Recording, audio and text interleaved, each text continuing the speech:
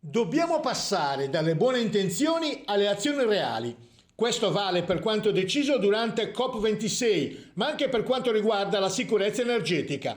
Quanto accade in Ucraina è la più grave crisi del dopoguerra. La Gran Bretagna, come l'Italia, dà il suo contributo per l'emergenza, ma anche sull'energia occorre dire che gli eventi terribili dell'Ucraina devono funzionare da catalizzatore per il cambiamento, perché dimostrano la vulnerabilità energetica causata dalla dipendenza dai combustibili fossili. Servono decisioni importanti in materia di energia.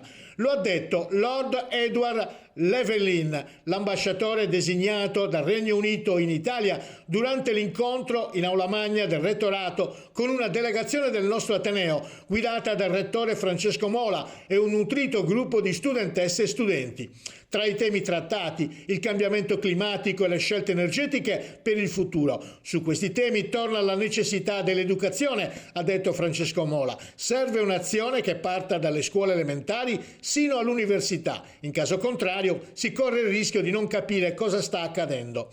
Lord Edward Llewellyn ha anche incontrato il governatore Christian Solinas per parlare di turismo, progetti di collaborazione tracciati, ma anche di investimenti di cooperazione nell'alta tecnologia, nell'industria e nell'innovazione, con una particolare attenzione ai campi di azione che privilegiano la tutela dell'ambiente e la valorizzazione del territorio.